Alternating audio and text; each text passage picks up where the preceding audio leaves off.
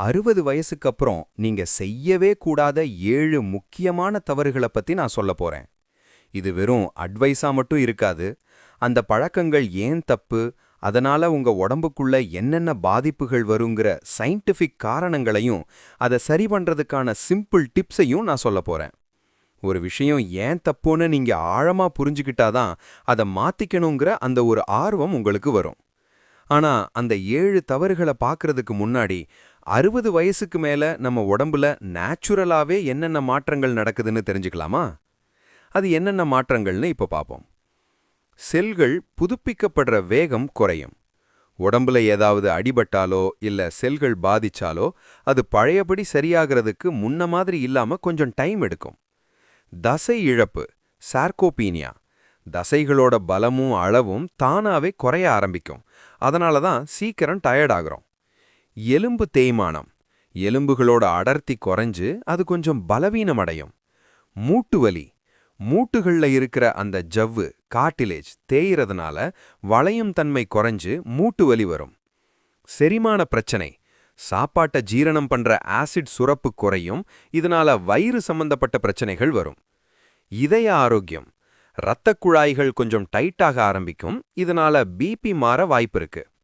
ஞாபக சக்தி, மூளை செல்களோட வேகம் குறையிறதுனால சின்ன சின்ன விஷயங்களை மறக்க ஆரம்பிப்போம். நோய் எதிர்ப்பு சக்தி, நோய்களை எதிர்த்து போராடுற சக்தி முன்னைய விட கொஞ்சம் கம்மியாகும்.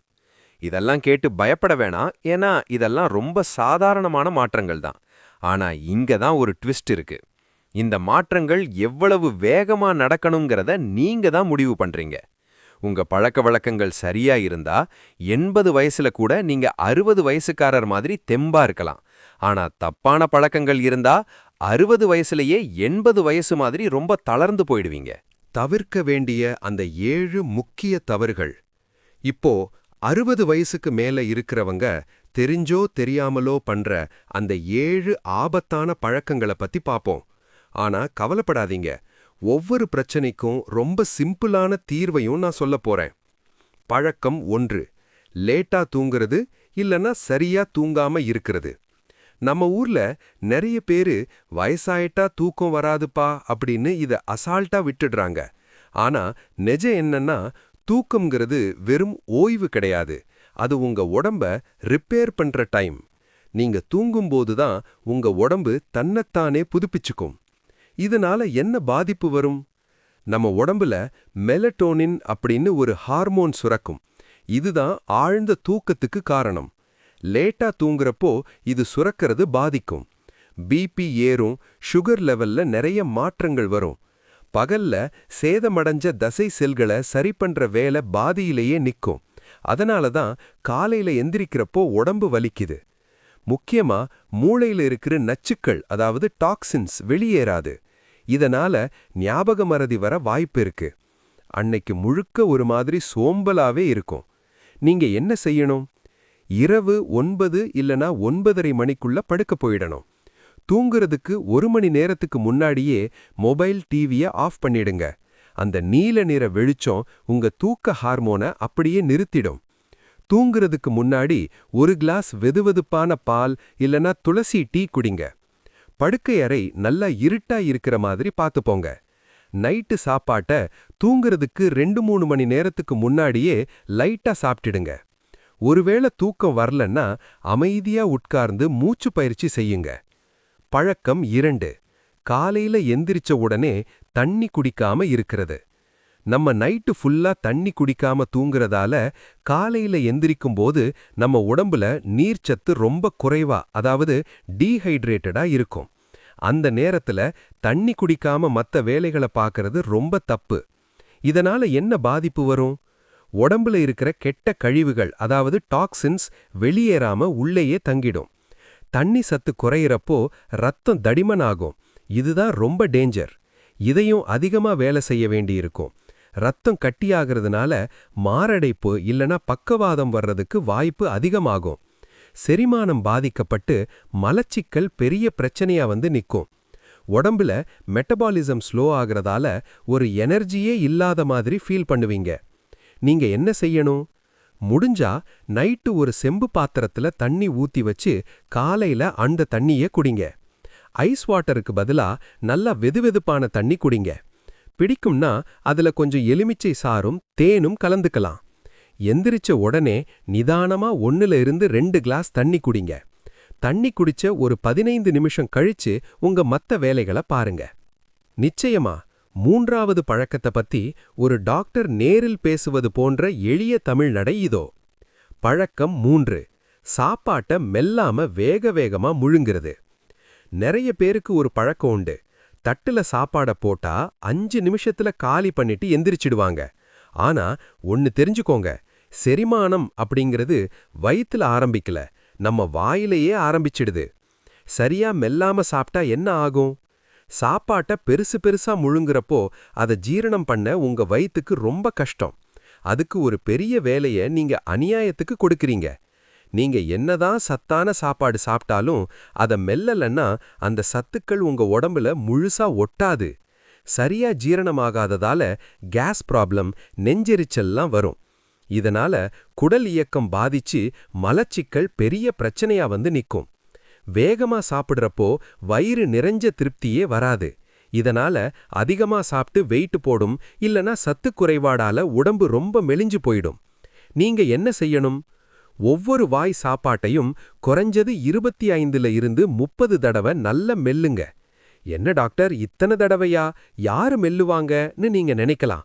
ஆனா உங்க வயிறு ஆரோக்கியமா இருக்க இது ரொம்ப ரொம்ப முக்கியம். சாப்பாட்ட ஒரு தவம் மாதிரி அதோட ருசிய ரசிச்சு நிதானமா சாப்பிடுங்க. டிவி பார்த்துக்கிட்டோ இல்ல மொபைல் போன் நோண்டிக்கிட்டோ சாப்பிடாதீங்க. அப்போதான் நீங்க எவ்வளவு மெல்றீங்கன்னு உங்களுக்கே தெரியும். பல்லுல ஏதாவது பிரச்சனை இருந்தா தயவு செஞ்சு பல் டாக்டரை பாருங்க.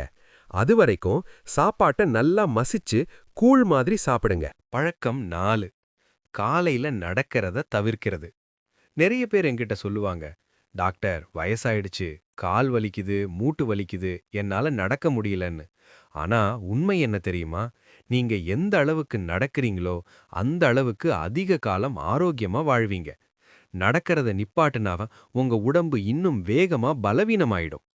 நடைப்பயிற்சிங்கிறது வயதானவங்களுக்கு கிடைச்ச ஒரு வரம். இதோட நன்மைகள் என்னன்னு பாருங்க. உங்க இதயம் பலமாகும், இரத்த ஓட்டம் சீராகும், கால், இடுப்பு, முதுகு தசைகள்லாம் நல்ல ஸ்ட்ராங் ஆகும், மூட்டுகள்ல பிடிப்பில்லாம வலி குறையும், சுகர் லெவல கண்ட்ரோல்ல வைக்கும், பிபி ஏறாம பாத்துக்கும், மனசுக்கு ஒரு சந்தோஷத்தை கொடுக்கும், நைட்டு சூப்பரா தூக்கம் வரும், செரிமானம் நல்லா நடக்கும், மூளை ரொம்ப சுறுசுறுப்பா இருக்கும். நீங்க என்ன செய்யணும்? தினமும் சூரியன் வந்த பிறகு ஒரு 30-40 நிமிஷம் நடக்க முயற்சி பண்ணுங்க. முதல்லயே ரொம்ப நேரம் நடக்க வேணாம். 10 நிமிஷத்துல ஆரம்பிச்சு அப்புறம் மெதுவா நேரத்தை அதிகப்படுத்துங்க. ஓடணும்னு அவசியமே இல்ல. உங்களுக்கு வசதியான ஒரு வேகத்துல நிதானமா நடந்தா போதும். மூட்டு வலி அதிகமா இருந்தா ஒரு வாக்கிங் ஸ்டிக் உதவியோட மெதுவா நடங்க. ஆனா எக்காரணத்தை கொண்டும் நடக்கிறத நிப்பாட்டிடாதீங்க. வெளியே போக முடியலையா? பரவாயில்ல, வீட்டுக்குள்ளேயே நடங்க. பழக்கம் 5.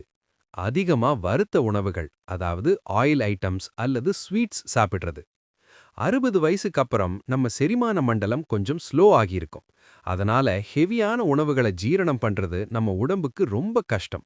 இதுல இந்த வறுத்த உணவுகளும் இனிப்புகளும் உடம்புக்கு ஒரு பெரிய சுமை. அதுலயும் கடையில வாங்கி சாப்பிடுறப்போ அங்க மறுபடி சூடுபடுத்தின எண்ணெய பயன்படுத்துவாங்க. அது நிஜமாவே விஷம் மாதிரி. இதனால என்ன பாதிப்பு வரும்? வறுத்த உணவுகள் சாப்பிடுறப்போ கெட்ட கொலஸ்ட்ரால் ஏறும், லிவருக்கு வேலை அதிகமாகும், உடம்புல வீக்கம் உண்டாகும். இனிப்பு அதிகமா சாப்பிட்டா ரத்தத்துல சர்க்கரை அளவு திடீர்னு எகிரும்.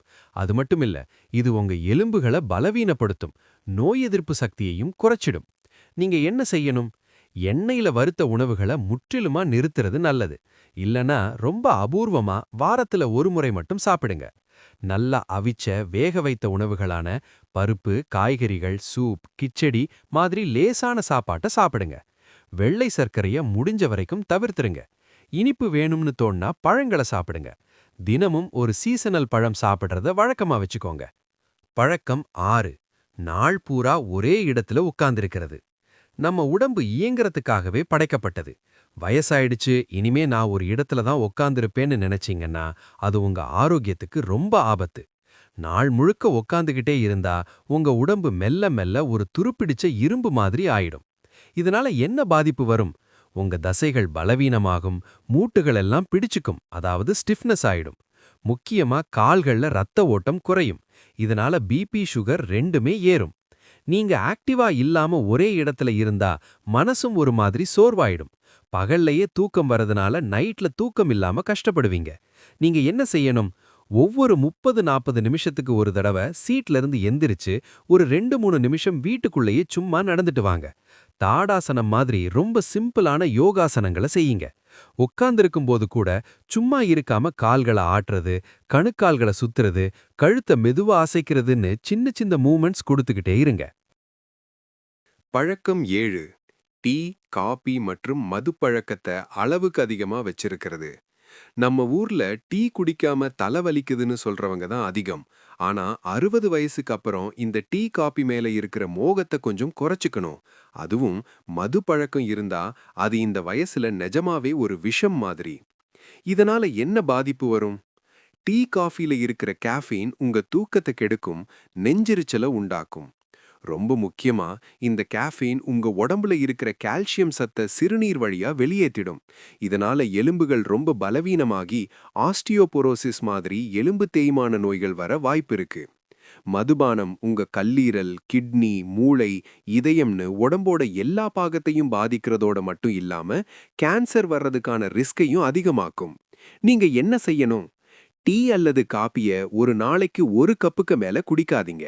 அதுவும் காலையில மட்டும் குடிச்சிட்டு மத்த நேரங்கள்ல தவிர்த்திடுங்க. மது, புகையிலை பழக்கம் இருந்தா தயவு செஞ்சு அதை முழுசா விட்டுடுங்க. இதுல எந்த சமரசமும் வேணாம். அதுக்கு பதிலா இஞ்சி டீ, துளசி டீ இல்லனா கிரீன் டீ மாதிரி மூலிகை பானங்களுக்கு மாறுங்க. இளநீர், மோர், லெமன் ஜூஸ்னு உடம்புக்கு ஆரோக்கியமான பானங்களை அதிகமாய் எடுத்துக்கோங்க. எல்லாவற்றையும் விட பெரிய எதிரி மன அழுத்தம், த சைலண்ட் கில்லர். நண்பர்களே, இப்ப நான் சொன்ன இந்த 7 உடல் ரீதியான பழக்கங்களை விட ரொம்ப ரொம்ப ஆபத்தான ஒன்னு இருக்கு. அதுதான் கவலை. முதுமையில நம்மளோட மிகப்பெரிய எதிரி இதுதான். குடும்பம், காசு, பணம், நம்ம ஆரோக்கியம்னு எதையாவது நினைச்சு எப்பவும் கவலைப்பட்டுக்கிட்டே இருந்தா உடம்புல கார்டிசோல் அப்படிங்கிற ஹார்மோன் சுரக்கும். இது நம்ம உடம்ப உள்ளிருந்தே அரிச்சிடுற ஒரு அமைதியான கொலையாளி. மன அழுத்தத்தோட பாதிப்புகள், இது உங்க பிபியையும் சுகரையும் கட்டுக்கடங்காம ஏத்திடும். நிம்மதியான தூக்கத்தை பறிச்சிடும். நோய் எதிர்ப்பு சக்தியை ரொம்ப குறைச்சிடும். ஞாபக சக்தியை பாதிக்கிறதோட இதயத்தையும் பலவீனப்படுத்தும். மன அமைதிக்கு நீங்க என்ன செய்யணும்? தினமும் ஒரு 15 நிமிஷம் அமைதியா தியானம் பண்ணுங்க. உங்களுக்கு பிடிச்ச கடவுள் பாடல்களை கேளுங்க, இல்லனா நாமங்களை சொல்லுங்க. எப்பவும் சிரிச்சுக்கிட்டே இருக்க பழகுங்க. நல்ல நகைச்சுவை நிகழ்ச்சிகள் பாருங்க. நண்பர்களோட சிரிச்சு பேசுங்க. மனசுல ரொம்ப பாரமா இருந்தா ஒரு டைரி எடுத்து உங்க கவலைகளை எழுதுங்க. இல்லனா உங்களுக்கு பிடிச்சவங்க கிட்ட மனம் விட்டு பேசுங்க. ஒரு முக்கியமான விஷயம், உங்களால எதை மாத்த முடியலையோ அதை அப்படியே ஏத்துக்க பழகுங்க. அதுவே மனசுக்கு பெரிய நிம்மதியை தரும். இப்போ எதையெல்லாம் தவிர்க்கணும்னு தெரிஞ்சுக்கிட்டோம். அடுத்து நீங்க புதுசா பழகிக்க வேண்டிய சில நல்ல விஷயங்களை சுருக்கமா பார்க்கலாம் வாங்க. ஆரோக்கியமான எதிர்காலத்துக்கான புது பழக்கங்கள். கெட்ட பழக்கங்களை விடுறது எவ்வளவு முக்கியமோ அதே அளவுக்கு நல்ல பழக்கங்களை ஆரம்பிக்கிறதும் ரொம்ப முக்கியம். உங்க வாழ்க்கையை இன்னும் தெம்பா மாத்த இது ஒரு சின்ன லிஸ்ட். காலை வெயில்ல நில்லுங்க. வைட்டமின் டி கிடைக்கிறதுக்காக கொஞ்ச நேரம் காலை வெயில்ல இருங்க. இது உங்க எலும்புக்கும் நோய் எதிர்ப்பு சக்திக்கும் மனநிலைக்கும் ரொம்ப நல்லது. தண்ணி தாராளமா குடிங்க. ஒரு நாளைக்கு குறைஞ்சது 8 கிளாஸ் தண்ணி குடிங்க. உங்க உடம்புல இருக்கிற ஒவ்வொரு செல்லுக்கும் இது ரொம்ப அவசியம். தினமும் ஒரு பழம். அந்தந்த சீசன்ல கிடைக்கிற ஒரு பழத்தை கண்டிப்பா சாப்பிடுங்க. அதுல இருக்கிற சத்துக்கள் உங்களை இளமையா வச்சிருக்கும். தூங்கறதுக்கு முன்னாடி அமைதி. படுக்க போறதுக்கு முன்னாடி அன்னைக்கு நடந்த நல்ல விஷயங்களை நினைச்சு பாருங்க. மனசுல ஒரு நன்றி சொல்லிட்டு தூங்குங்க. தூக்கம் நல்லா வரும். அன்பானவங்களோட பேசுங்க. தனியா இருக்காதீங்க. பிள்ளைங்க, பேர பிள்ளைங்க இல்லனா நண்பர்களோட மனம் விட்டு பேசுங்க. இது மனசை எப்பவும் மகிழ்ச்சியா வச்சிருக்கும். முடிவுரை. நண்பர்களே, இன்னைக்கு நாம 60 வயசுக்கு அப்புறம் தவிர்க்க வேண்டிய 7+1 முக்கியமான விஷயங்களை பத்தி பார்த்தோம். லேட்டா தூங்குறது, தண்ணி குடிக்காம இருக்கிறது, மெல்லாம சாப்பிடுறது, நடைப்பயிற்சியை விடுறது, வறுத்த உணவுகள், ஒரே இடத்துல உட்கார்ந்து இருக்கிறது, டீ, காஃபி, மது பழக்கம், அப்புறம் அந்த தீராத கவலை. ஒண்ணு மட்டும் ஞாபகம் வச்சுக்கோங்க, வயசாகிறது இயற்கை, அதை யாராலையும் தடுக்க முடியாது. ஆனா நோயோட வாழறதா இல்ல தெம்பா வாழறதாங்கிறது உங்க கையில தான் இருக்கு. இன்னைக்கே இந்த மாற்றங்களை ஆரம்பிங்க. 60 வயசுல கூட நீங்க 50 வயசுக்காரர் மாதிரி சூப்பரா ஃபீல் பண்ணுவீங்க. இந்த பதிவு உங்களுக்கு பிடிச்சிருந்தா மறக்காம லைக் பண்ணுங்க.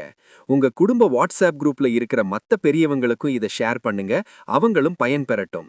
உங்களுக்கு ஏதாவது சந்தேகம் இருந்தா தயங்காம காமெண்ட்ல கேளுங்க, நான் பதில் சொல்றேன்.